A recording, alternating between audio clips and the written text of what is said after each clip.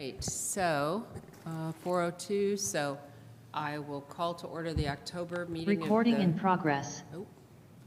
October meeting of the Bloomington Board of Park Commissioners, and Kim is back to start us with the roll call. Kathleen Mills. Here. Israel Herrera. Here. Jim Whitlatch. Here. And Ellen Rodkey. Here. Okay, thank you. So we do have all four members here today.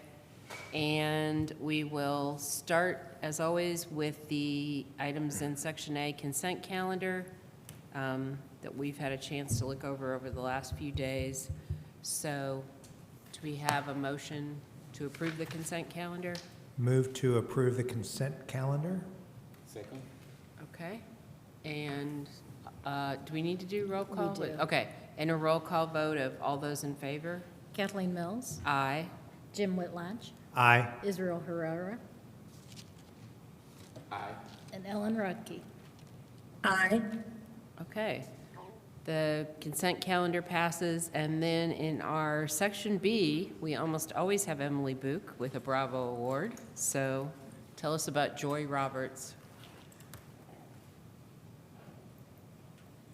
Good afternoon, everyone. Emily Boot, Community Relations Coordinator, and we would like to recognize Joy Roberts with the October Bravo Award. So Kevin was kind enough to do a little write-up, and he said that Joy has one of the biggest hearts in all of Bloomington and has been vital to the community for many years. For the Banneker Community Center, she has been an extremely valuable asset as an advocate, donor, and friend. In the past year alone, Joy has donated clothing to our after-school program for kids in need, supplied us with an entire summer of snacks and drinks for Banneker Summer Camp, and in her role working at the IU Black Film Center Archive, helped restore several old tapes and videos from the Banneker community's past, including an interview with Reverend Butler. In addition, Joy and her children, Javanique and JQ, have volunteered as guest speakers at Fairview Elementary, providing them with a strong and positive message about all that is possible for them. Among her many accomplishments and accolades throughout the years include the 2022 Visionary Leader Award from the City of Bloomington for Black History Month, spearheading the effort for our Black Lives Matter mural on Elm Street, and the founding of the Women of Color Leadership Institute at IU. Thank you, Joy, for all of the time and effort you have invested into the Banneker and Bloomington communities. I know, Kevin, do you want to say something else? Oh, Kevin's good.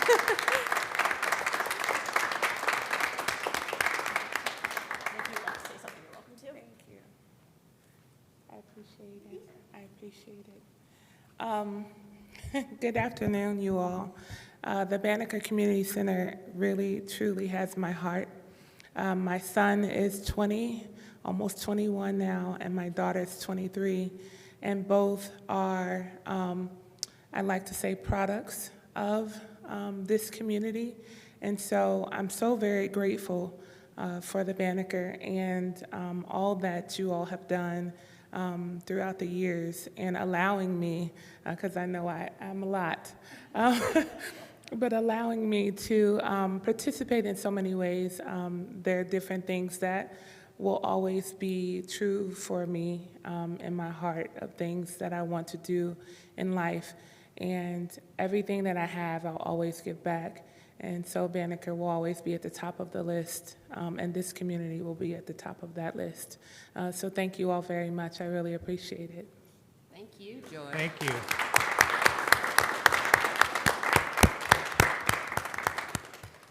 That's wonderful that you recovered the interview, too, with Reverend Butler. Yeah, that's really nice. Thank you so much.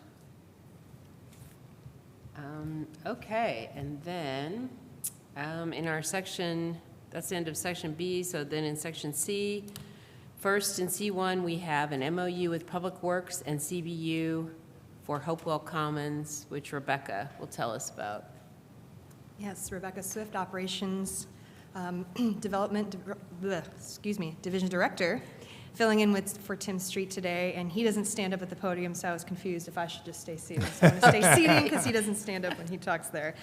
So I'm here to recommend today an MOU with CBU as well as our Public Works departments for the management of Hopewell Commons. It's our new property in town, and it's not just a park. There's a lot of things that need to be managed out there. So in an effort to try to streamline and make clear who's responsible for what on the property. We developed this MOU.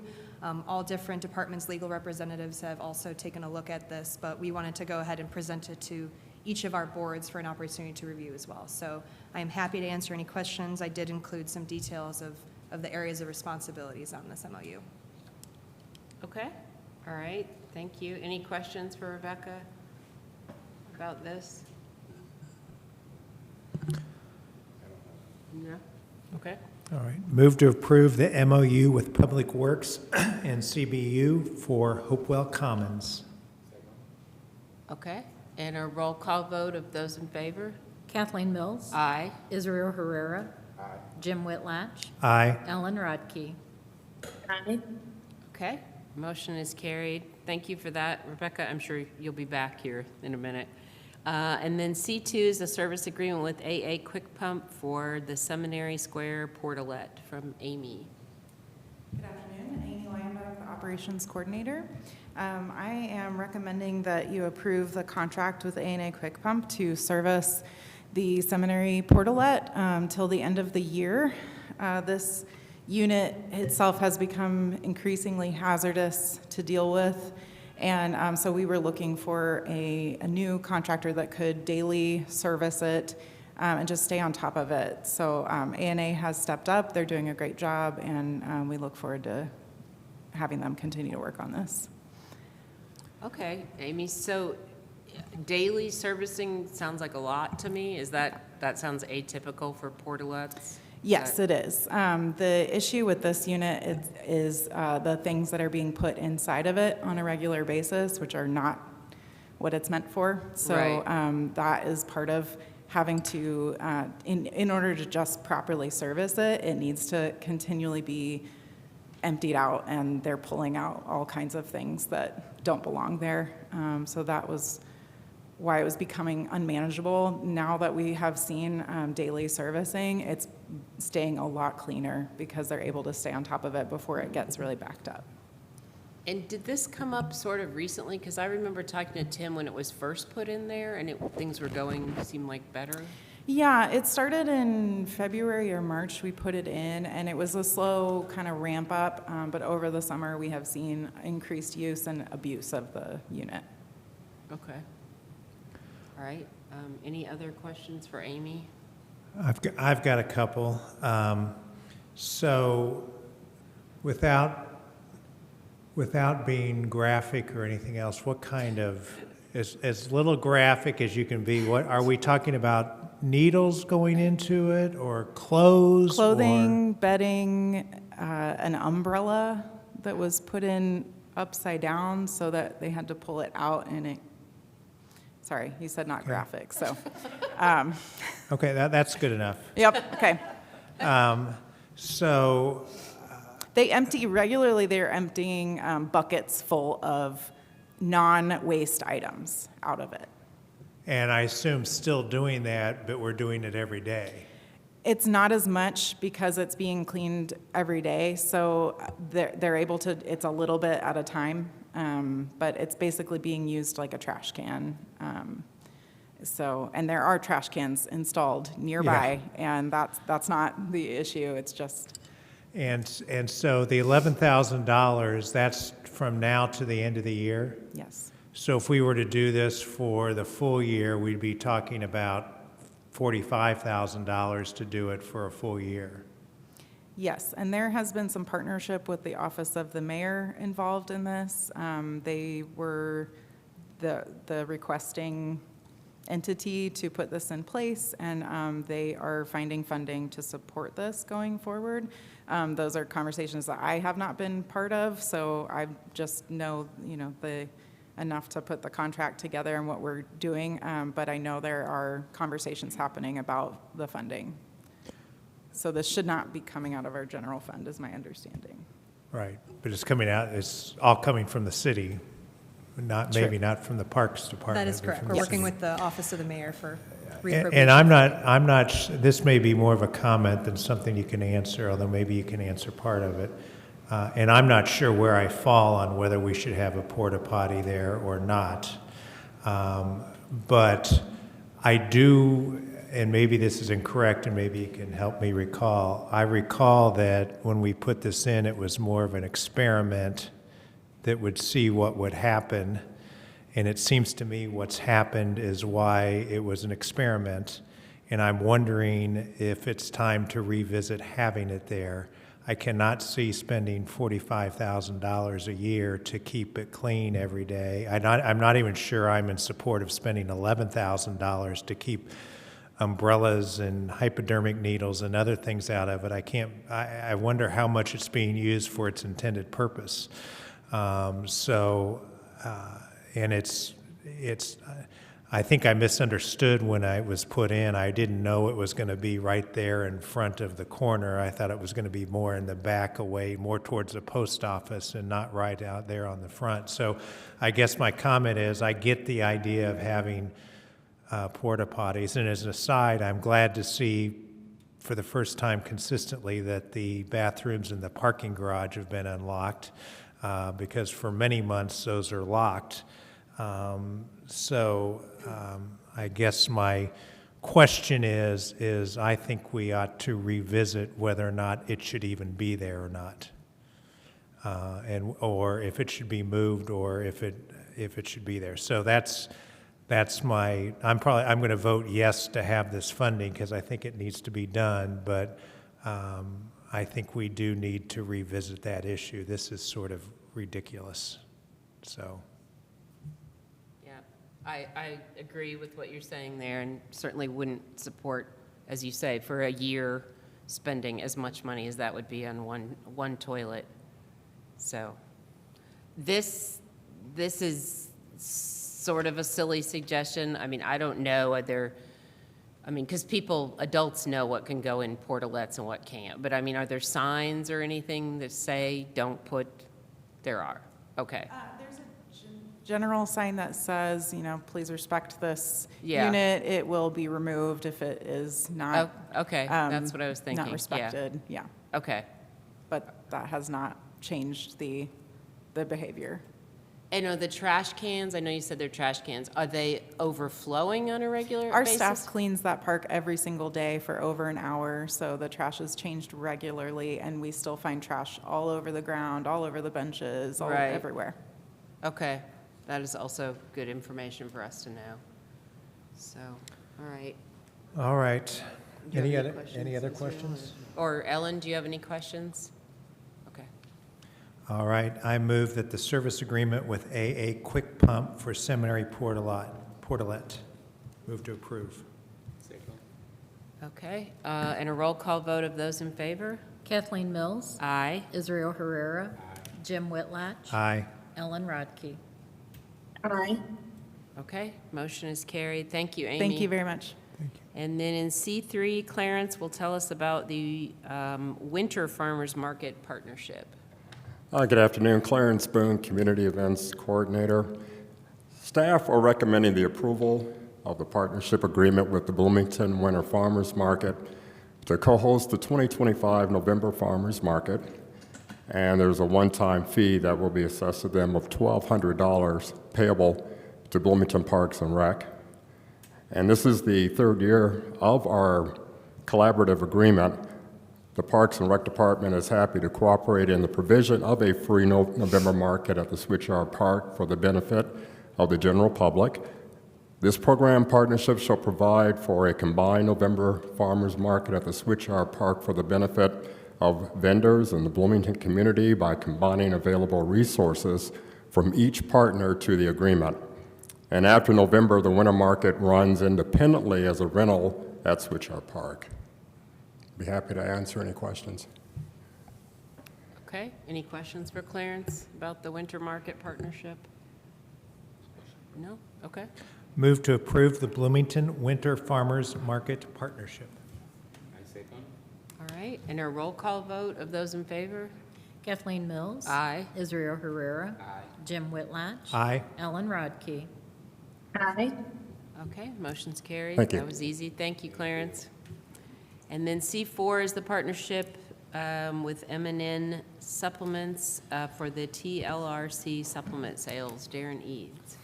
Good afternoon, Darren Eads, Sports Facility Coordinator. You have before you this afternoon a partnership renewal request with Marcos and Nutrition of Bloomington, M&N for short.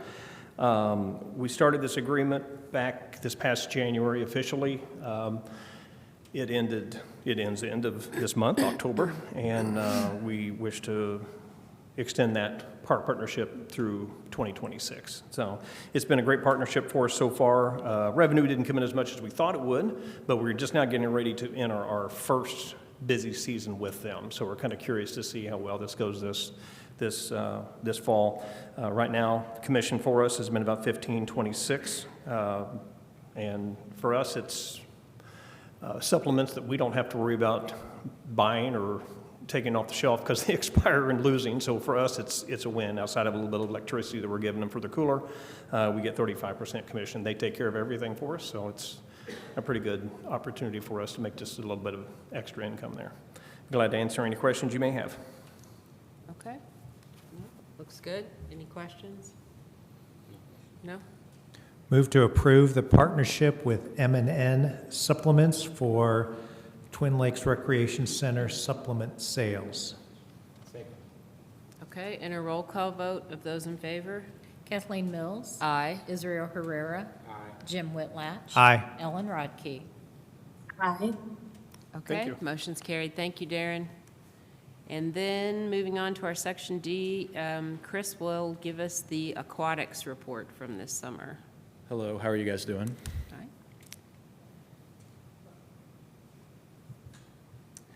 I'm the facility manager for the Bryan Park and Mills pools, and I'm very excited to share our season review.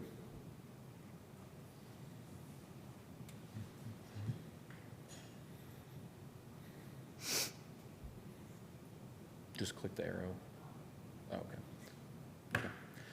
okay. Yeah, so we're going to go through the season review. Feel free to ask me any questions as we go through. Kind of the outline here, we're going to talk about how many pool users we had this year, our expenses versus our revenue, and then kind of where we're at now with the facilities and where we're going to go in the future. And then we'll give you some time to ask questions also at the end. So our headcount numbers this year, it shows that we had about 13,000 fewer people this year. Part of that is probably due to the change in the Stay Cool Bloomington program. So last year we had it where we ran it every day, all summer. And then this year we only ran the Stay Cool Bloomington days on Friday, Saturday, Sunday. So part of that's that. And we also this year honestly have gotten a lot better at tracking the numbers. So I think that's part of it as well. We serve many different patron groups. We had 51 hours rented this year, which is slightly increased. We added an extra day where people could rent the pools.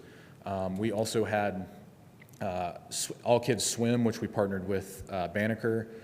They came over and did some swim lessons, and they got a little bit of extra use of the pool from that. Our fee waivers were a huge jump this year. We went up to 740, up from 554 in 2024. And then obviously our pool movies and our camp participations are steady. Our Stay Cool Bloomington program this year, as I said, we went down a little bit in our participations this year because we changed it to only weekends. But this change helped us tremendously with our staffing. We were able to staff on the weekends more people and have it more prepared for that many people to come in. Due to changes in the funding sources, we will not be continuing this program next year. ESD no longer is getting the federal funding that they had been getting the last 2 years, so that's the change there. But we obviously want to say thank you to ESD for funding this program for 2 years. So now talking about the expenses and the revenue. So as you can see from these numbers, I don't know if you guys have the copy as well, but as you can see from these numbers, staffing is our biggest cost. The cost to pay our staff continues to rise, and obviously we can't really cut staff because we want it to be a safe environment. So our staffing is $201,000, operational cost $105,000. Our non-diverting, which is just our swim lessons at Bryan, is $18,000. Concessions is $38,000. Our operating revenue for the admissions is $219,000, and I Is there more below that, Kim, on that page? Or is that on the next?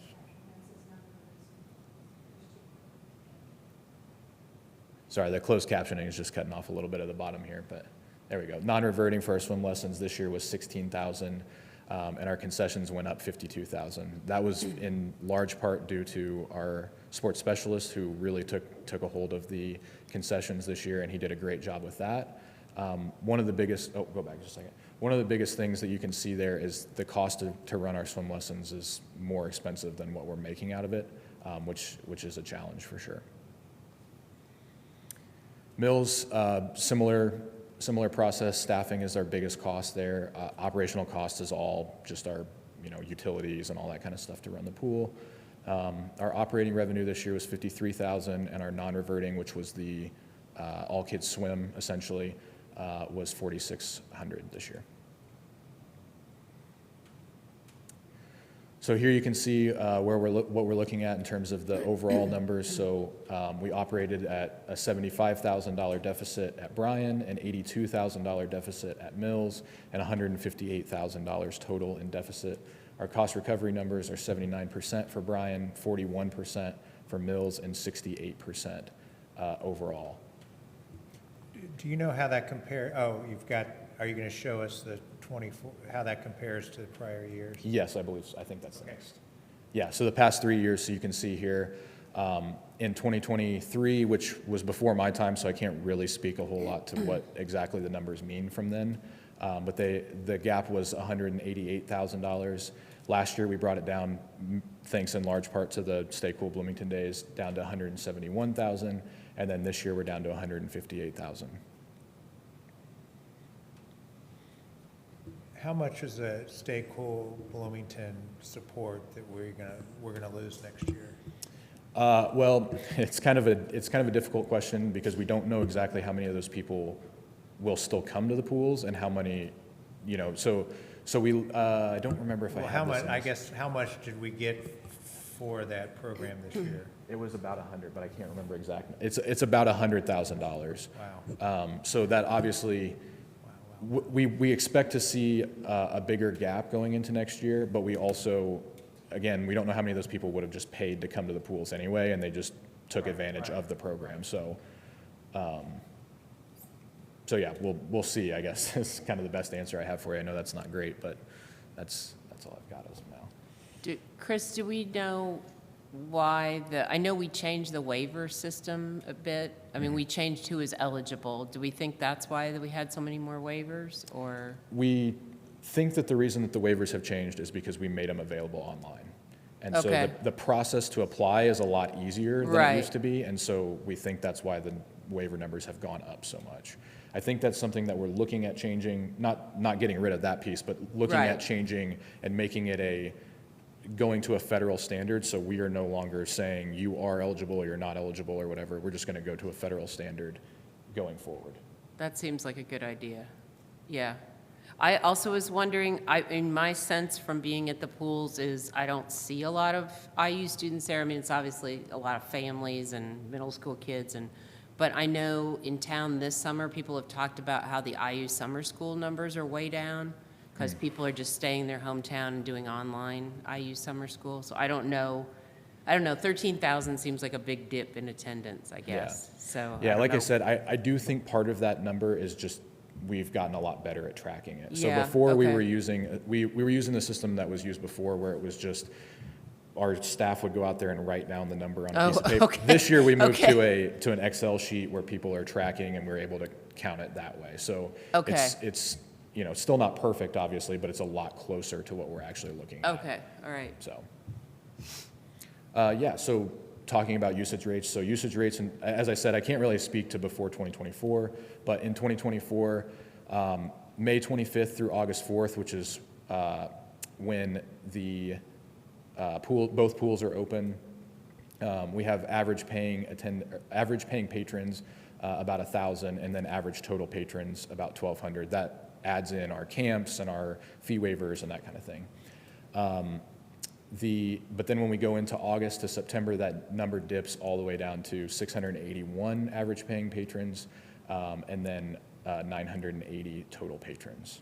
do you mean by average paying patrons? Is that average per day, or what is it? That is average for, what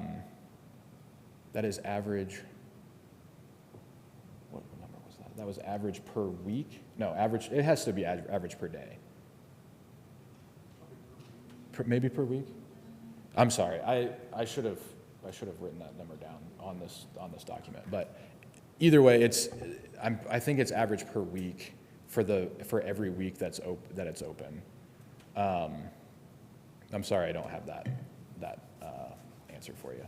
But either way, the numbers, so I know that the numbers are the same for both of those. It says Both weekends in only, math. so maybe that's the average weekend attendance. Yeah, so we're looking at how many people, that's right, it's the 3 days, it's the Friday, Saturday, Sunday. So we're looking at, during the May through August 4th time, we're looking at the weekends. And then obviously in August, we are only open on the weekends. So we're looking at, for the weekend in May through August, it's about 1,000 people. And then on the weekends in August through September, it's 681. So that's where the number dips. I'm sorry about that. So are the difference between 1021 and 1228, the paying patrons versus total patrons, would that difference be the Stay Cool Bloomington people? No, so the paying patrons includes the Stay Cool Oh, Bloomington okay. people. So who are non-paying patrons? Yeah, they're not actually paying, but we're still classifying them as they would have paid the $7 because we're giving Yeah, the $7. I get that. So who are the 200 and some people? That would be the fee waiver. That would be the waivers. Fee waiver people, yeah. Got it. So that's where that number changes. And then if we go to the next slide, we have the numbers from 2025. So same time frame, and we're going from 1,000 to 570. And kind of the picture that I'm trying to paint here is that when we get into that August time, we just don't get very many people that come in, and we have a hard time funding the pools at that point. I'm sure I say this every year, but MCCSC, if it's a shame that August is the hottest single month of the year. Right. And it's a shame that people can't be at the pool. Right. Yeah. Yeah, I mean, during the week, yeah. Yeah, we're looking at August 3rd, and that's when Yeah. that's when the kids are getting ready to go back to school. Right. So it's getting earlier every year, it seems like. So, yeah. So then if we go to the next one, we can look at challenges with staying open in August. Obviously, staffing. This hasn't actually been that big of an issue for us. We've had a lot of staff that's really wanted to stay on and continue working. So that hasn't been too much of a challenge. It's more just a challenge to make sure that they're getting enough hours because they're only working a couple days a week. The bigger issues are as we get towards the end of the year, the cooler weather means that fewer people are showing up. It also means that on that same note, we also don't make as much money from that, right? So, and then with the chemicals, because we're still open, we have to keep the chemicals in the pool all the time so that it's still safe for people to swim and all that. So we just continue to pump chemicals into the pool and lose money that way. So if we look at the next slide, should be for what we're looking at here. So this is for Bryan Pool only. This does not include Mills Pool, and that's the patron numbers that we looked at before also only include Bryan Pool. So if we look at Bryan Pool only, this is operating expense only when it says total operating expense, so that does not include any opening of the pool at the beginning of the year, any shutdown of the pool at the end of the year. That is only what it would be to operate the pool on a day-to-day basis. So when we're looking at this, we're looking at total operating gap from May to August. We're above that line, almost $7,000, and then we get into August and we lose $40,000 in just August. And then if we go to 2025, we're going to see a trend. It's very similar. We're 19,000 above through the main part of the season, and then when we're only open on the weekends, we're losing 37,000. So this is just something that we want to be looking at and trying to figure out. As we're trying to close that gap as much as possible, the August numbers are really, really hurting us. So. Kids should not go to school and they should just go to the pool. Yeah. Yeah. So I threw a lot of numbers at you there, and I apologize for messing that one number up, but just kind of in general, we're dealing with aging facilities. I know you guys know that. You guys have seen the pools. You guys have gone to the pools. We just got a new pool liner at Bryan. That helped us a tremendous amount. We definitely lost less out the bottom end, so that was really nice.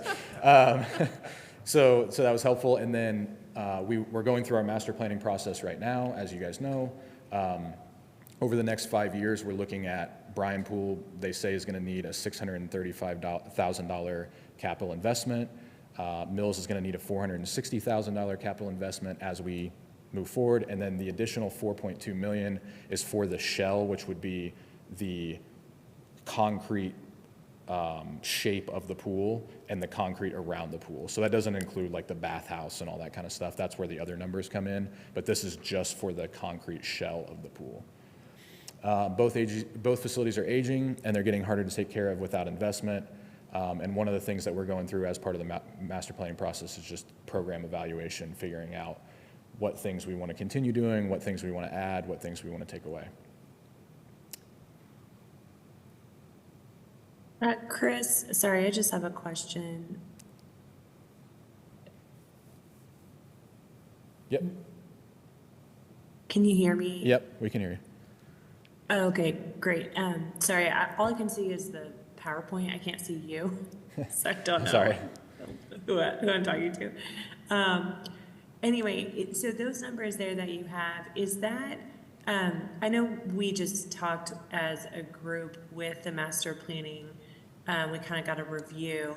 So the 635 and 460, that's just to bring like them up to speed. It's not to like really make any changes. That is correct. That would not be Okay. that would not be making the pool in any way newer or anything like that. That would just be catching up the pumps and the slides and all that kind of stuff, just trying to bring all that up. And those numbers are directly from that master planning process, from the inspection. Yeah, team. so like the bathhouses aren't like particularly fancy or anything. Right, So it's just kind of the bare minimum, fresh paint, like I'm assuming like plumbing fixtures, things like that. That is correct, yeah. Okay, thanks. And I can see you now. Oh. Any other questions for Chris or comments? I just wanted to real quick go through, our goals for last year, for 2020. Well, for this year, we're 2025. Staff retention, we wanted to stay at 70%. We got it to 76%. Concessions cost recovery, we want to be at 110%. We were at 137%. And our general admission cost recovery for both pools, we wanted to be at 62%, and we were at 65%. So. Pretty happy with those things. Our new goals for the next year, we're hoping to make those lap swim times more of a thing in the morning. We want to get some more people in there. We want to add new chairs. That's something that we hear all the time. And we definitely need to add new chairs. It's just they're very expensive and they break extremely quickly. And then we want to maintain our admission cost recovery at 65%. Obviously, we're going to lose some of the stuff from the Stay Cool Bloomington days and stuff like that. So we want to try to keep that number where it is. Was there a plan at some point to have those additional lap swim times this summer? Yeah, we put it in the price schedule, and that was originally the plan, and then we ran out of money to buy the lanes. So Okay. we ended up not using that money for that. We ended up using it for a couple other things that broke first. Okay, So- that's understandable, yeah. And I think that's it, yeah, so. Okay, all right. Why not having 100% staff retention? Why? Because, well, truthfully, we don't want to have 100% staff retention because we want a lot of those kids are graduating and going off to do, other jobs after college. So we want them to move on and not be here all the time. But our staff retention has been really good, and the staff seems really happy, which is good, and they're doing a great job. They are from where? You mentioned different places. A lot of them are going to IU or whatever, so they graduate and go on to other jobs and stuff, yeah. So, Okay, all right, thank you, Chris. Thanks for all the Thank you. information. All right. And then in our section E, we'll see if there's any public comment online or I know everyone here, so I don't think this public comment here in person. We'll see if If you're- anyone has a raised hand online. If you're online, please raise your hand if you'd like to make a comment.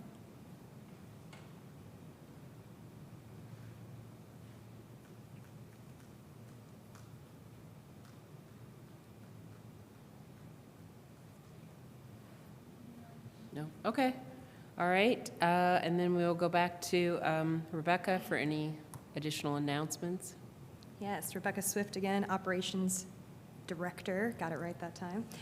I'm here to just give some department updates for you all. As you know, we've had a really successful master planning process, and thanks to you all for being involved in the first week of October. And particularly, staff really enjoyed the provider luncheon, where we got to talk to over 50 different organizations that provide similar services that our department does, and try to come up with different collaborative ideas for both programming, funding, things like that. Try not to reinvent the wheel after all.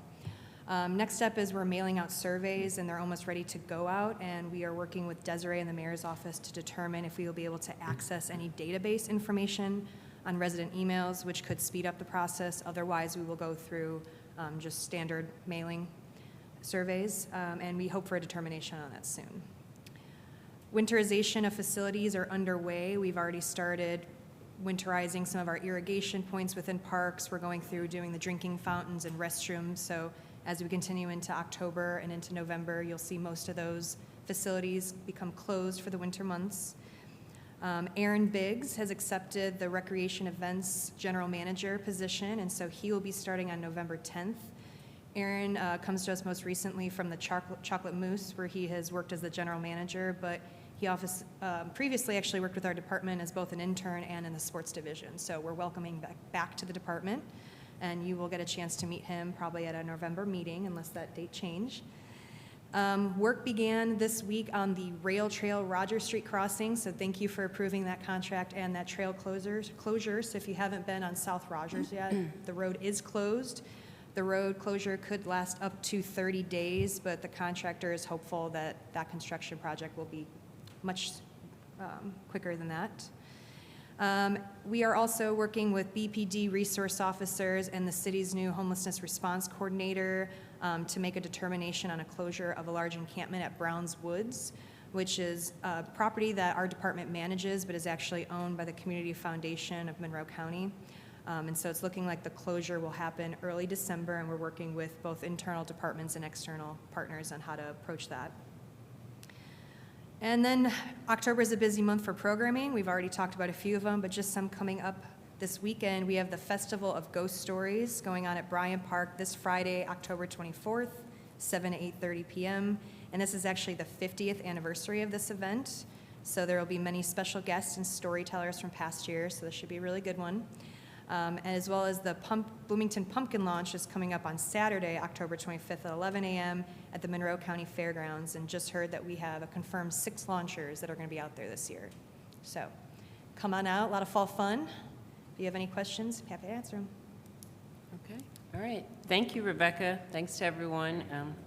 And with that, I will adjourn the October meeting of the Bloomington Board of Park Commissioners.